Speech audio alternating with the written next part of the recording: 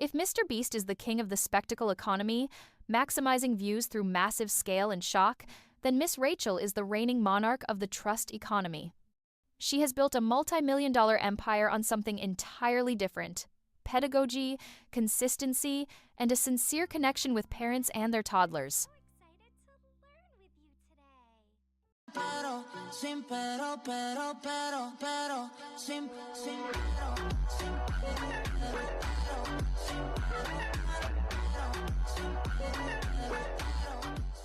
Oh, and before you dive in, this is just for you. Take a moment, go ahead and hit that like and subscribe button now. Welcome to TubeLabs. This is where we dissect the reality of content creation. We ignore the drama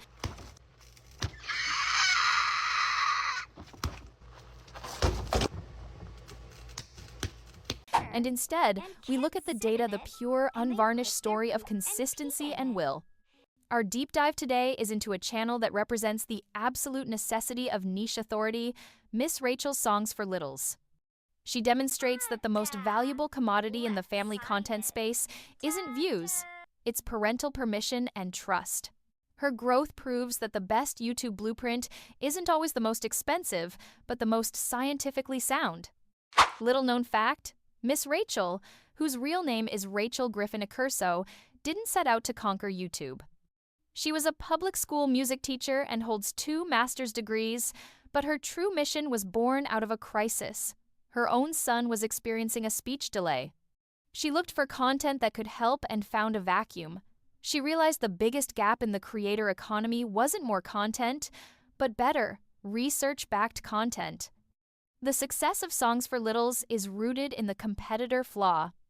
When Miss Rachel's son struggled with speech, she watched the existing children's media landscape and realized it was dominated by hyper-stimulating, fast-cut content, the equivalent of a sugar rush for the toddler brain.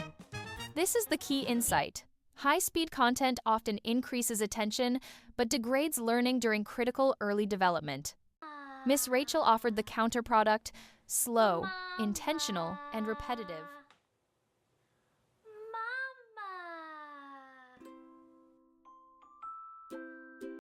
Her videos served a core hypothesis.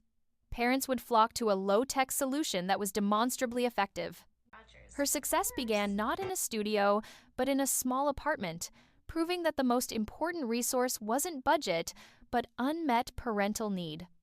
This is where the blue uniform and pink shirt become a mask for an advanced scientific formula. Miss Rachel's scientific edge is her systematic application of early childhood education principles.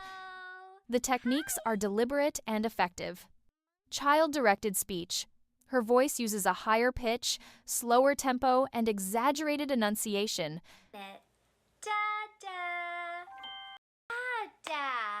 Let's sign. The exact communication style proven to promote language development in infants. The intentional pause. She uses strategic periods of silence, sometimes just a few seconds, to give children the necessary processing time to respond. This turns the screen into an interactive, back-and-forth session, not just a passive watching experience. Facial focus. The use of slow, close-up shots of her mouth speaking clearly is not accidental. Research confirms this visual reinforcement is critical for children with language difficulties. Her engagement metric is not audience retention, but active child response. If the child points, claps, or repeats the word, the video has succeeded. For parents, this visual confirmation of learning acts as a trust multiplier that money cannot buy. Look, it's green. Broccoli! Yay! I love broccoli. Welcome to our Preschool for Littles bedtime special. We're going to do our bedtime routine together. Can you help Herbie with the bedtime routine? In the trust economy, the business is built not on ad revenue, but on parental authority. Miss Rachel is a master of this through 2 channels. 1. The visual branding. The simple, consistent look is designed to be non-distracting for toddlers and immediately recognizable to parents looking for safe content. She is their digital babysitter, and her predictable style ensures reliability. 2. The emotional connection. She uses her secondary platforms like TikTok not to promote videos, but to validate the parent's struggle. She posts videos directly addressing the guilt of screen time, the stress of parenting, and the importance of self-care. She uses her personal journey, her degrees, her son's delay, to establish a deeper, empathetic bond.